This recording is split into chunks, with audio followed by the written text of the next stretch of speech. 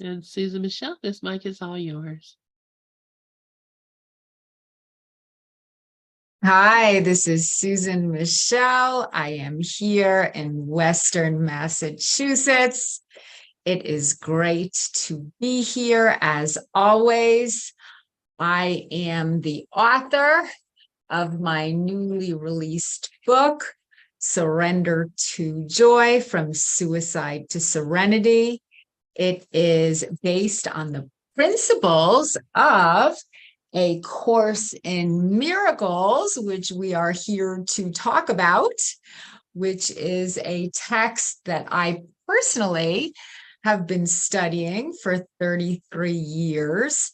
And when I embody the principles that I know to be true, I feel the peace, love, joy, and happiness of God. But since I am not fully enlightened yet, I continue to vacillate between the truth and the egoic illusion. And I believe this world is a classroom. We are here to learn love's deepest lessons, which is coming from a place of unconditional love as often as possible. And that love really needs to start from within. So the basic premise, I believe, of A Course in Miracles is we need to love and forgive ourselves. Because once we can connect with our innocence and release our guilt, we're able to extend that love to our brothers.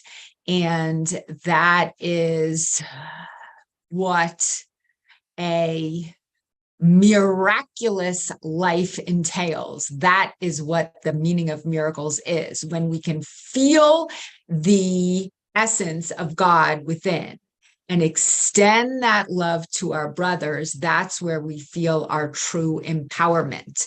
It really needs to start from within first, though. We can't give to others anything that we don't feel ourselves. The introduction of my book, Surrender to Joy, states, my passion is God. God is love and joy and beauty. He is all that is good in the world.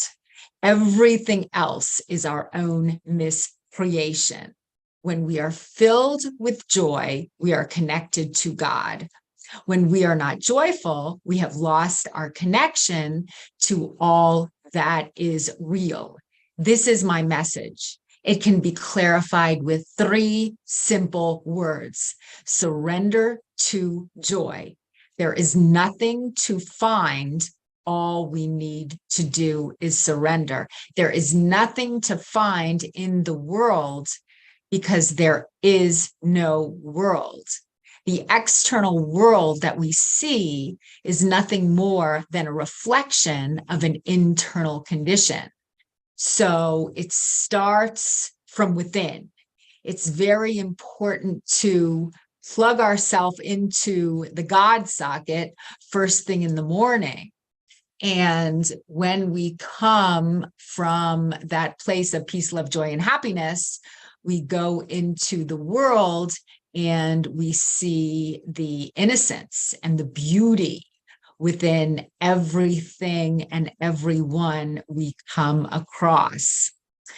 So lately, I have been experiencing a lot of challenges.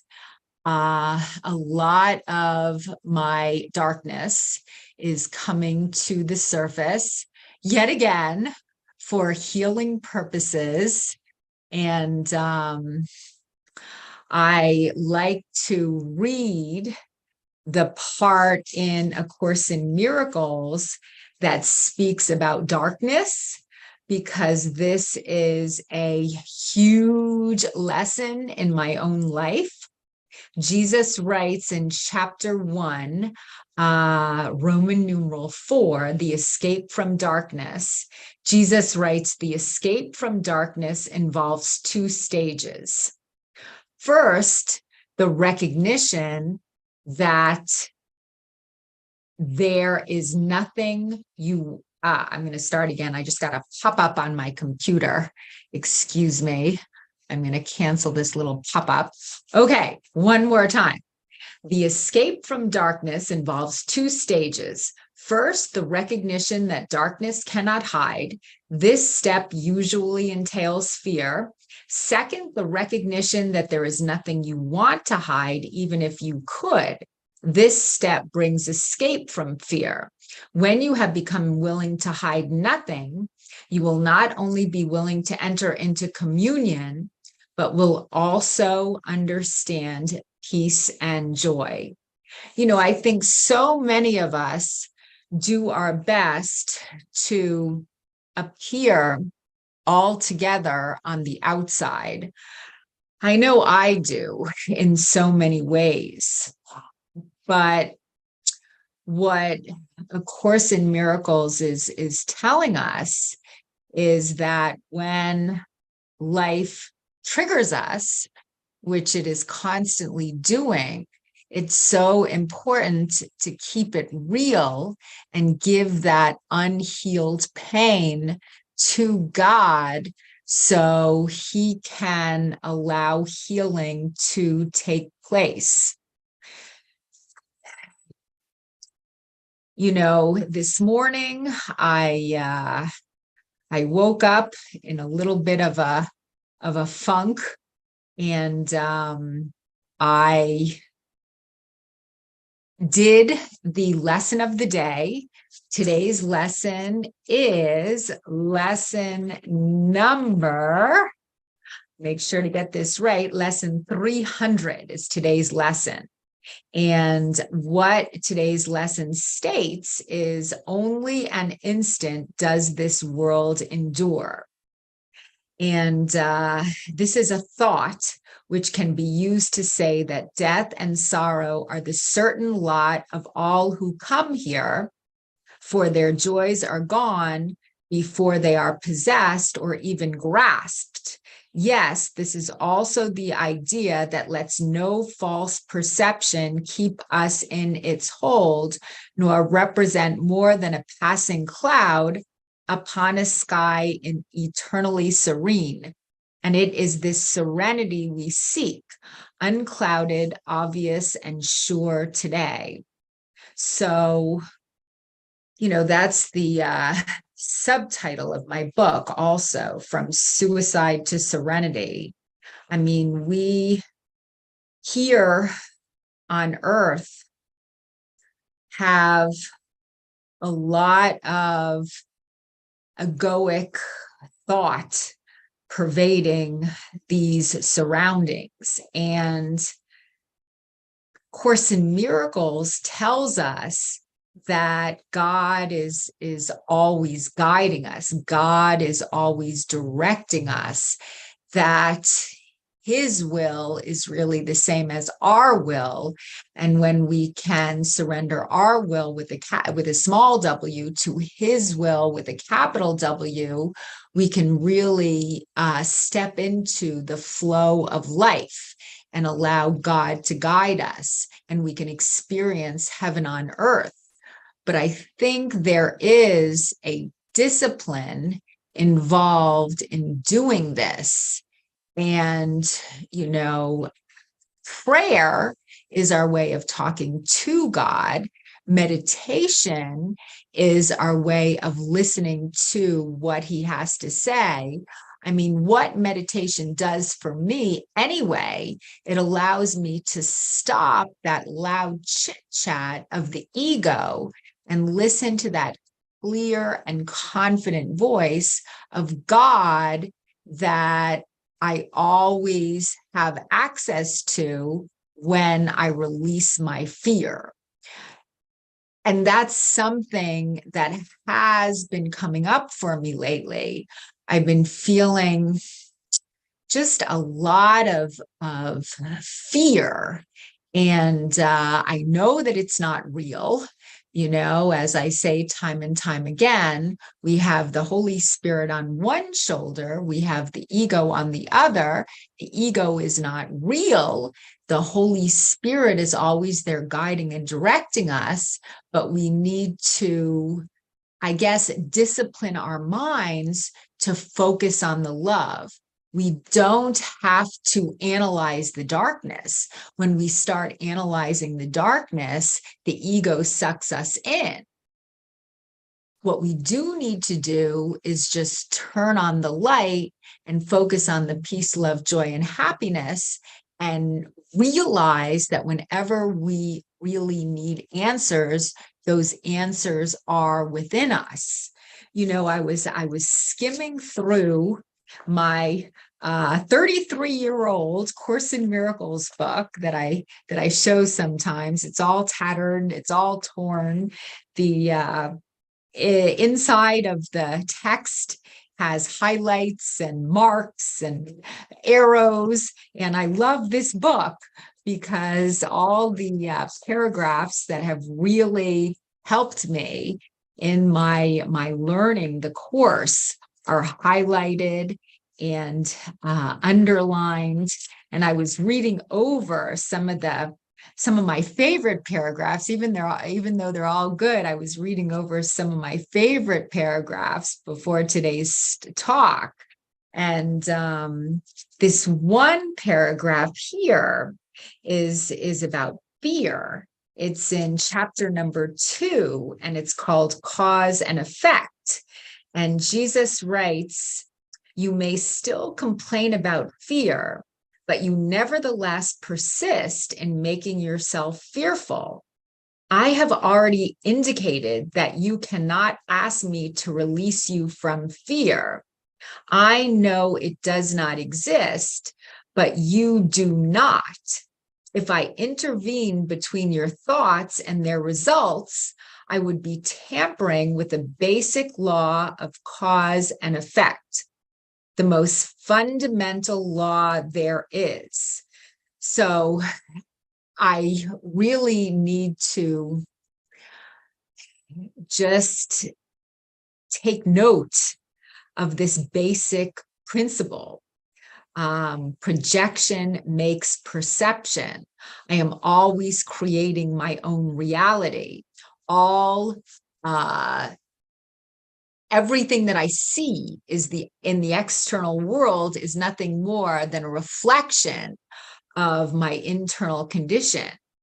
And it is so important to discipline our minds. It is so important to just focus on peace, love, joy, and happiness as often as possible. I mean, on one hand, if we're feeling fearful in any way, I always teach that it's important to own the pain, but only so we can get to the other side of it. We don't want to stay with that pain too long. We want to just kind of realize that whatever feeling we are feeling, it's not about the external world. It's something within us that needs to be processed. And then we just need to own it long enough so we can get beyond it. And then it's important to go back to focus on God, focus on love, focus on the essence of what we really are. And then to go back to this paragraph, Jesus writes, "I would hardly help you if I depreciated the power of your own thinking. This would be in direct opposition to the purpose of this course. It is much more helpful to remind you that you do not guard your thoughts carefully enough." That is huge. That is so huge. I do not guard my thoughts carefully enough. That's why the lessons are so important, because each lesson is teaching us pretty much the same thing, that when we are scared, we have blocked our connection to God. when we are at peace, we are allowing God to come into our lives. And we never want to base our joy on things of the world, because if we base our joy on things of the world, once that thing of the world gets taken away, well, then we feel depressed. What we try to do as Course in Miracles students is connect to the essence of who and what we are, and that essence of God is God. And when we can really connect to the essence of God, that can never get taken away from us. And then I think for me, when I can really connect to the peace, love, joy, and happiness of God, the world starts to reflect that back to me. I know when I have been in situations that are fearful, sometimes I recite certain chants, certain lessons in my mind to remind myself who and what I am. There's this one workbook lesson that says, I want the peace of God. And I use this chant numerous times. I say to myself, I want the peace of God. I am the peace of God. I am God. And that's true for all of us. You know, it's like we all have a choice at each and every moment. And what we focus on in others and outside things exacerbates itself within us. And again, A Course in Miracles is telling us that we are much too tolerant of mind wandering. And I really need to remind myself of that, because as I said, I've been in a funky place the past couple days, and I just need to go back to the basics of A Course in Miracles. And it helps me. It when I read A Course in Miracles, it reminds me how much I don't know if control is the right word, but I do have control over my life, because I can decide what I want to focus on. You know, it is much more helpful to remind you that you do not guard your thoughts carefully enough. You may feel that at this point, it would take a miracle to enable you to do this, which is perfectly true. You are not used to miracle-minded thinking, but you can be trained to think that way. All miracle workers need that kind of training. And that is what the workbook really teaches us to do. It teaches us to focus on love as often as possible. I mean, I think about my own life. I think about when I'm connected to God. I think about when I lose that connection to God. When I feel the most connected to God is when I see the innocence in other people, and I feel the innocence in myself. You know, to go back to today's lesson, the bottom of today's lesson number 300, states, "We seek your holy world today, for we, your loving sons, have lost our way a while." So, I mean, everyone down here experiences loss, you know, everybody does.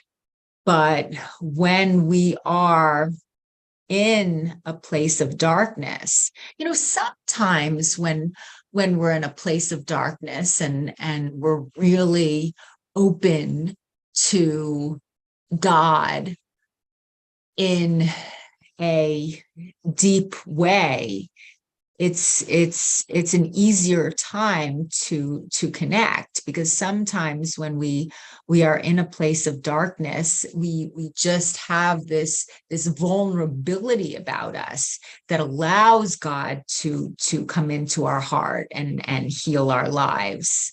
And then Jesus writes in the second paragraph of lesson 300, "But we have listened to your voice," which is capitalized, and learned exactly what to do to be restored to heaven and our true identity.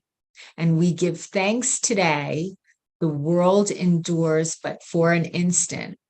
We would go beyond that tiny instant to eternity.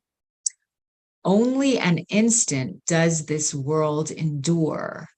I mean, what we need to do to feel the truth of who we are is to be fully present in the moment, because the only time we can feel God is right here, right now. You know, only an instant does this world endure. And when I can just trust the moment and I can be fully present with myself right here, right now, that is what enlightenment is all about. Enlightenment, atonement. I mean, what is atonement? At one-ment. I am at one with God, which is my creator, which is myself. Course in Miracles says atonement is an undoing. So what we need to do is we need to undo our fear, undo what the world is teaching us, undo what the ego is teaching us, and just come back to our true essence, which is one of pure innocence. And again, it's a discipline. I had the definition of discipline hanging up on my refrigerator at one time in my life. And what I had as the definition of discipline is training that develops self-control, character, and efficiency. And on one hand, to be a miracle worker, it requires discipline, because it's a matter of disciplining our thoughts, focusing on love, trusting God, trusting that God has our back all of the time. And on the other hand, there's a surrender, you know, because sometimes, you know, the military teaches discipline.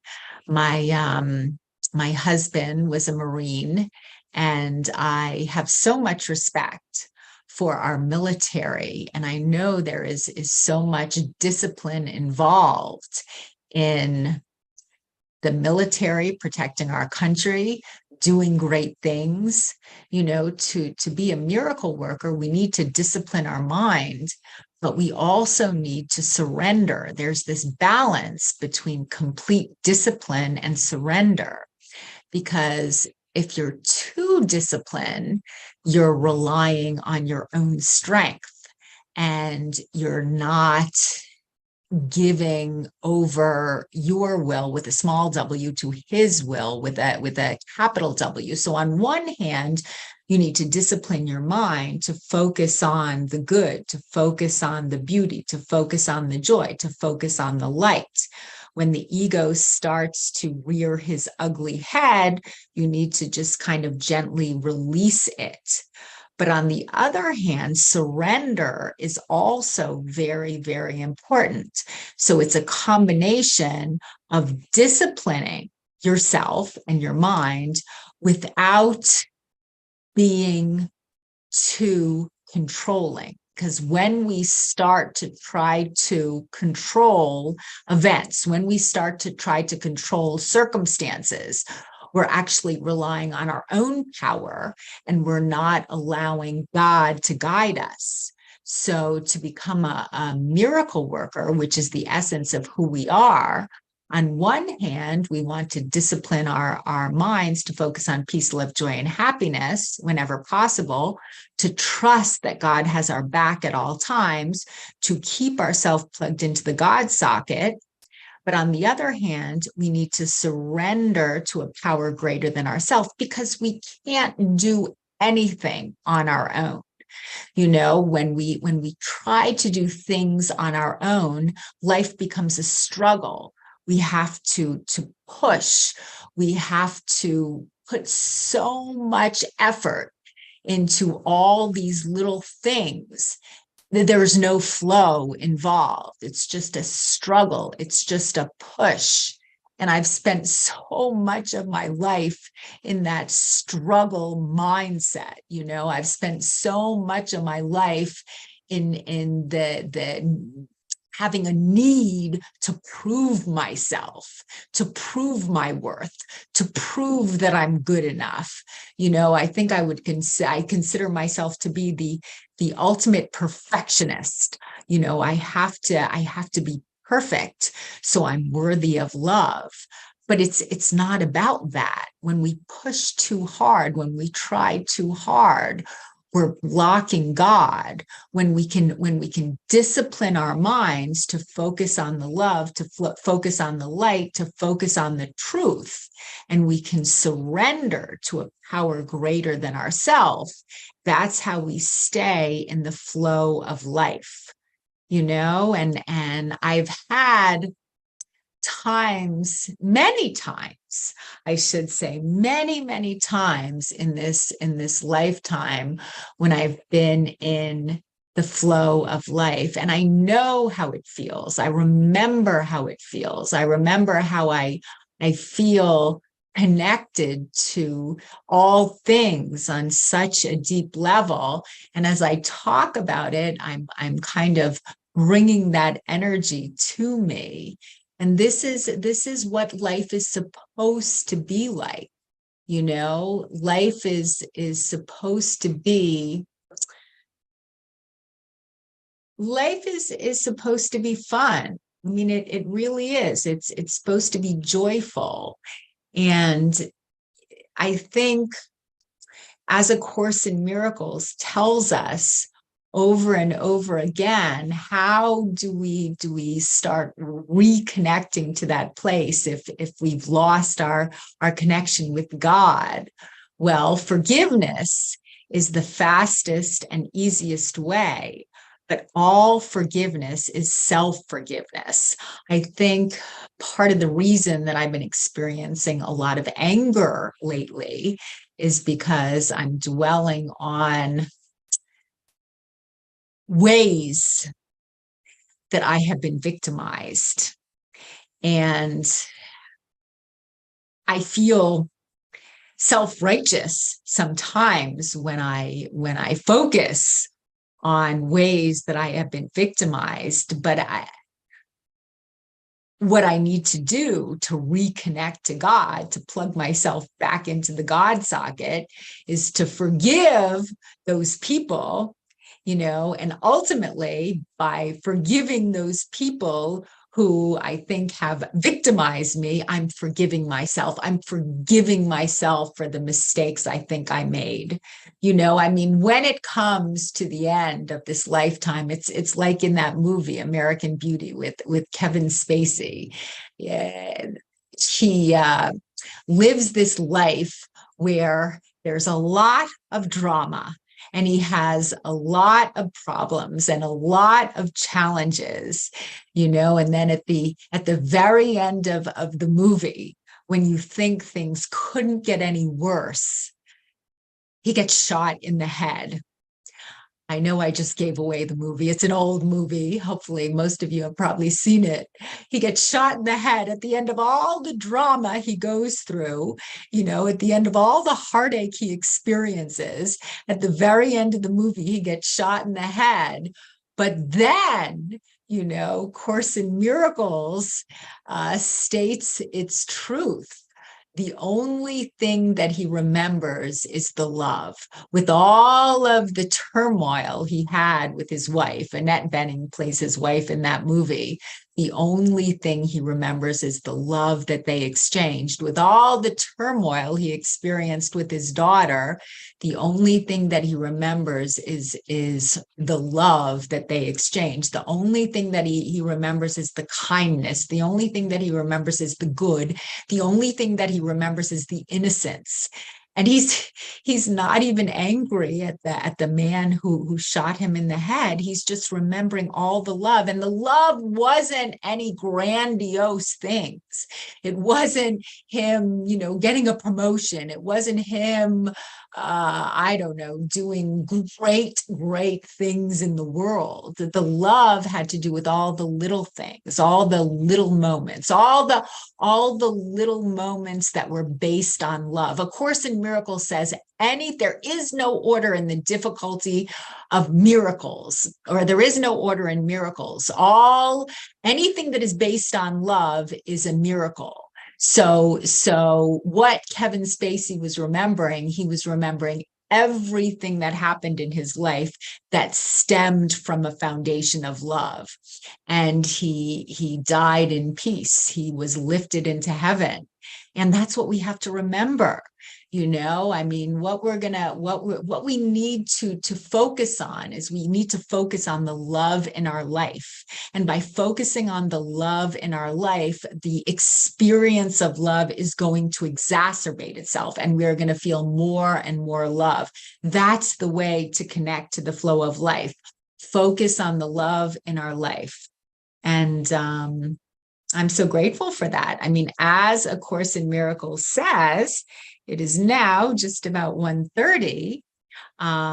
Course in Miracles says it can't teach us the meaning of love, because love is who and what we are. The only thing it can do is it can show us, show us the blocks to love. So when the blocks to love come up, we can identify them and therefore release them. A Course in Miracles is a non-dualistic belief system that states that only the love is real. If it's not love, it's an illusion. If it's negative, it's an illusion. Fear has no power over us. The introduction of A Course in Miracles states nothing real can be threatened, nothing unreal exists. Herein lies the peace of God. And again, what that means is the only thing that's real is the love. Thank you so much for being here with me today. I love you all, and I will now return the microphone to Lynn. Thank you so much, Susan Michel. Beautiful teaching.